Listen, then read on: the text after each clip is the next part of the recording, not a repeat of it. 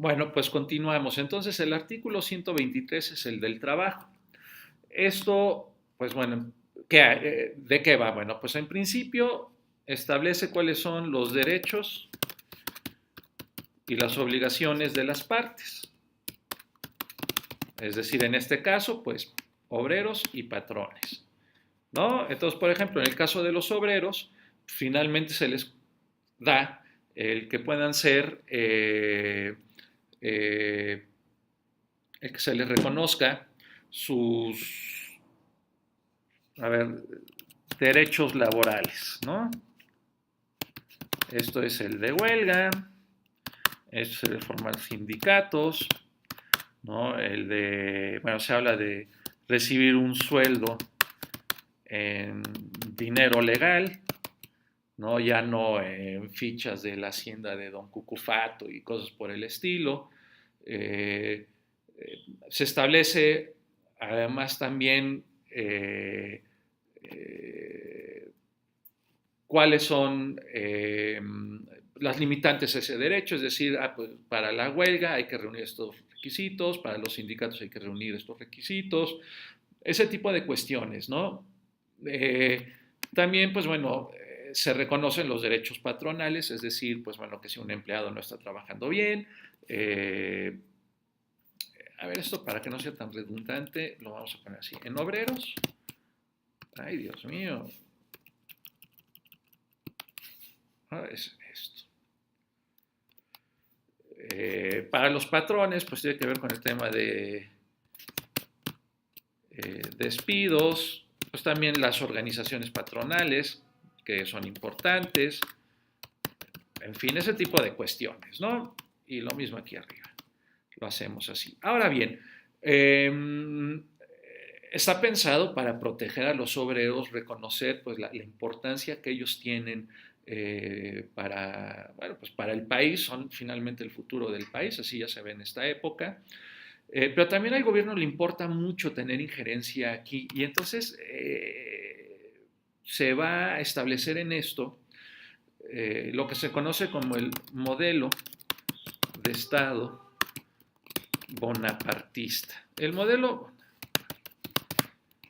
de Estado bonapartista, a ver, no, a ver, sí tiene que ver con el tema de Napoleón, con Napoleón III, pero no tiene nada, en el caso mexicano no tiene nada que ver, o sea, no hay que, si viene en el examen no hay que poner, sí, lo ideó Napoleón III, a ver, no. El modelo de Estado bonapartista parte de una serie de principios, ¿no? El primero, que el Estado se encuentra por encima de la sociedad. Como está por encima de la sociedad, uno asume que debe ser neutral, porque pues si está por encima no tiene intereses en ella. Y si es neutral, puede ayudar a dirimir los problemas entre obreros y patrones, ¿no?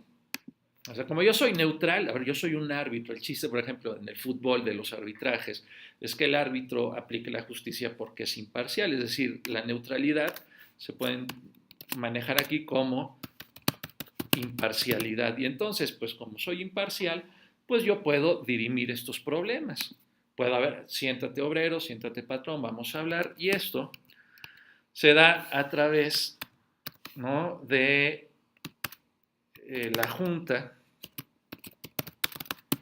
de Conciliación y Arbitraje. Entonces, ¿qué sucede? A ver, aquí ando medio disléxico. ¿Qué va a pasar? Que si me voy a la huelga es legítima. A ver, no es negocio ni para el patrón ni para el obrero. La huelga representa para el obrero la pérdida de su ingreso, pero al patrón lo que le representa es la pérdida de la ganancia porque nadie está trabajando. Eh, entonces, digamos que esas dos pérdidas orillan a que las partes tengan que negociar para llegar a un arreglo de la manera más rápida, de la manera más inmediata, y que este arreglo a su vez eh, permita eh, que se reinicien las actividades. Hay veces que la situación es mala, que las posturas están muy radicalizadas, que en determinado momento una de las partes está pidiendo más de lo que la otra puede dar. Y entonces cuando no se llega a ningún arreglo, se recurre a la Junta de Conciliación y Arbitraje. Y entonces lo que va a hacer ahí el gobierno es eso, es conciliar a las partes, invitarles a que lleguen a un arreglo, en determinado momento por esta misma neutralidad e imparcialidad, pues decir, oye, mira, date cuenta que él ya está cediendo en esta parte, entonces tú cede en lo otro, o sea, él ya no está pidiendo tanto en esto, pues le puedes cumplir, darle un poquitito más en lo otro. Eh, Esto está muy bonito, en el papel no funciona así porque no es cierto que el Estado sea neutral. O sea, esta parte la marcaré con un rojo horroroso para decir que no es cierto. A ver, porque el Estado no existe como tal. El Estado es una entelequia, es una idea que se encarna en personas que trabajan para él. Y esas personas que trabajan para él forman parte de esta sociedad. Estas personas no están por encima de la sociedad, forman parte de la sociedad. Entonces, a la hora de dirimir los problemas, pues no pueden ser neutrales. Eh, ¿Qué pasa, por ejemplo, si yo me voy a la Junta de Conciliación y Arbitraje para demandar a mi empleador y resulta que el jefe de mesa es mi primo o es primo del empleador? Pues la neutralidad, o sea, y así lo voy a hacer, le voy a poner un horroroso tache. Ya le dio en la torre al esquema, pero no importa, o sea, no hay esa neutralidad, porque, insisto, el Estado son personas que lo animan, que trabajan en él. Entonces, bueno, a través del gobierno, pues esto sí hay que aclararlo. Entonces, esto, pues bueno, simple y llanamente no funciona, ¿no? Pero como idea es muy bonita, pues, ¿no? Como se dice en política, es un principio básico. Lo voy a regresar a su estado natural para que no me desgracie esto. Hoy ando un poco neurótico. Ándale, y me mandé a ver. Y aquí está, el último que vamos a ver es el artículo 130, que es el de las iglesias en México. Y aquí, fíjense, bueno, a ver, voy a poner 2 puntos y voy a hacer énfasis en eso. Las iglesias en México. Bueno, a ver, me excedí con el último no, ahí está. A ver, aquí se pluraliza porque se parte, el principio básico del cual parte este artículo es el de la libertad de cultos. Y esto, pues, ¿a qué lleva? Pues fundamentalmente a la diversidad religiosa. Y como estamos hablando de un Estado laico en México, el Estado, uy, Dios santo, a ver, aquí está. El Estado laico lo que representa es un Estado que trata por igual a todos los cultos religiosos o a todas las religiones. O sea, en un Estado laico da lo mismo pues que tú seas mormón, que seas católico, que seas luterano, adventista, Hare Krishna, lo que ustedes quieran. Entonces, por eso es que se pluraliza cuando se habla de las iglesias. Evidentemente que el destinatario real de este artículo, porque pues sigue teniendo la mayoría, es la iglesia católica. Ándale. Ya se nota que llevo un ratito haciendo esto, ¿no? Con mis desvaríos. Entonces, esto sí hay que tenerlo presente, no hay que tenerlo vigente, porque lo que va a pasar aquí, entonces, es que el artículo 130 en realidad lo que hace es retomar las leyes de reforma, o sea, recupera las leyes de reforma. Entonces, ¿esto qué va a representar? Y me voy a permitir bajar esto de una vez. Pues bueno, ¿qué va a implicar? Pues bueno, de entrada, quitar, que ya estaba quitado, pero bueno, reiterar la prohibición de que los sacerdotes voten. Digo sacerdotes, podemos utilizar el concepto de ministros,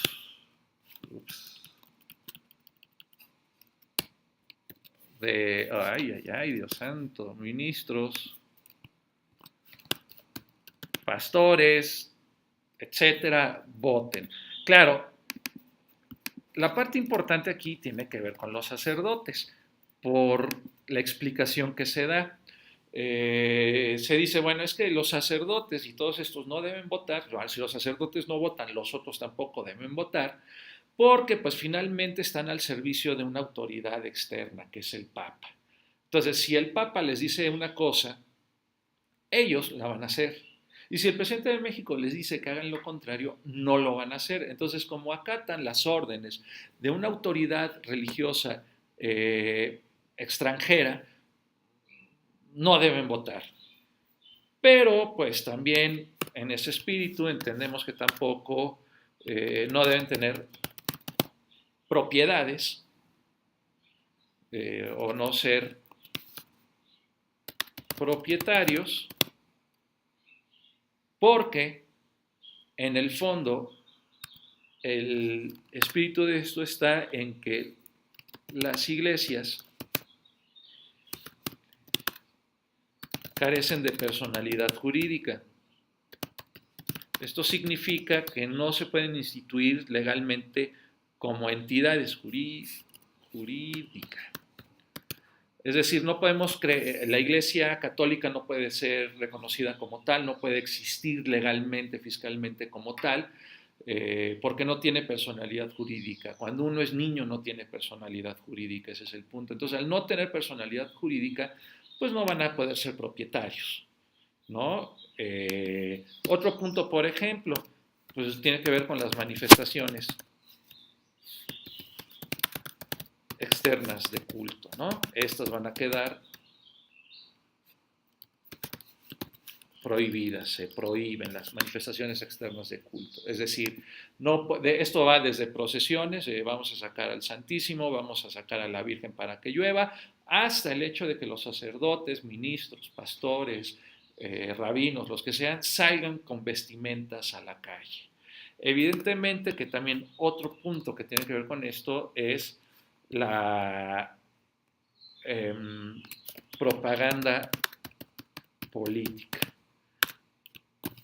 También queda, bueno, se prohíbe en el sentido de que ningún sacerdote puede hacer propaganda política desde el púlpito, no puede decirle a la gente por quién debe votar o por quién no debe votar, ¿no?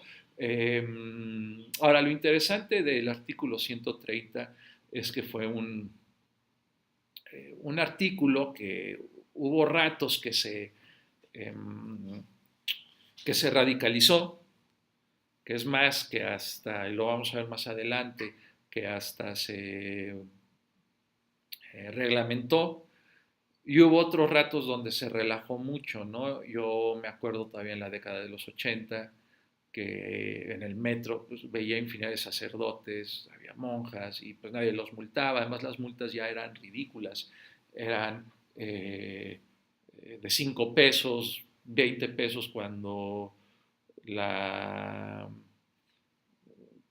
cuando las monedas más pequeñas eran de 1000, ¿no? Era completamente impráctico. Yo en la universidad donde estudié hubo sacerdotes que me dieron clases y que ellos me decían que ellos, claro que votaban, que cuando se registraban ante entonces la Secretaría de Gobernación, ¿no? Porque no existía el INE ni el IFE, cuando se les preguntaba qué profesión tenían, pues por supuesto que no decían sacerdote, ¿no? Todo sacerdote pues es filósofo y es teólogo, a reserva de que haya estudiado otra carrera, ¿no? Por ejemplo, en la Universidad Panamericana tenemos el padre Coronel, que es actuario, tenemos el padre Arce, que es abogado, además de los dos, además de teólogos y filósofos, ¿no? Entonces, con el artículo 130 pasaba algo similar que con el tercero, ¿no? Que las iglesias como que lo cumplían y el Estado como que los obligaba a cumplirlos, cuando en realidad no sucedía, o sea, todo el mundo sabía la cara y todo el mundo lo sabía, ¿no? Ahora bien, ya para terminar, ya saben que yo soy luego medio amargo, quiero hablar también de las contradicciones que tiene la Constitución 1917, ¿no? ¿No? Bueno, la primera es que habla de la igualdad de poderes, o bueno, del equilibrio de poderes.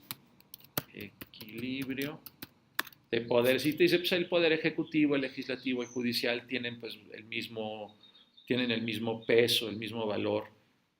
Pues la verdad es que, bueno, aquí vamos a decir que es mentira podrida, no es cierto. El poder fuerte es el ejecutivo. Luego, se habla de un Estado democrático. Suena muy bonito. El problema es que también, bueno, es mentira. Cuando los estados son muy fuertes y la Constitución del 17 fortalece mucho al Estado, le da atribuciones al Estado, lo que hace es impedir el desarrollo de una sociedad democrática y el Estado en sí tiende a ser antidemocrático, ¿no? O sea, regula mucho, se mete mucho, eso es a lo que me refiero con antidemocrático. Y bueno, y luego lo que veremos más adelante, también veremos el calibre de la democracia mexicana.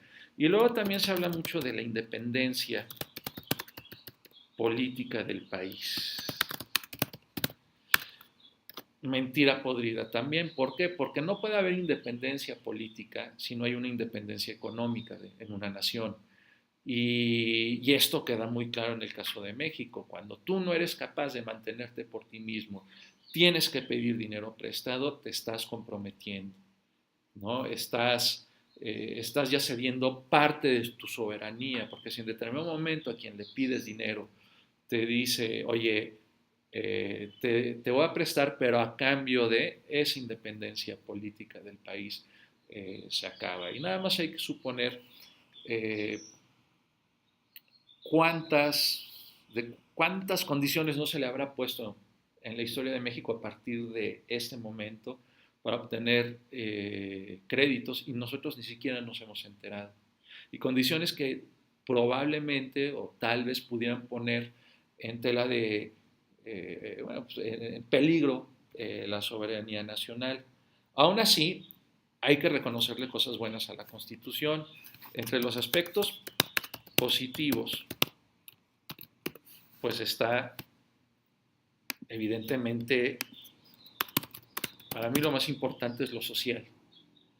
Es más, en su momento fue la constitución más vanguardista que hubo en el mundo y sirvió de inspiración para la elaboración de otras constituciones y hasta de otros movimientos, ¿no? Como fue la Revolución Rusa. Es más, la constitución bueno, ruso-soviética se basó en la mexicana.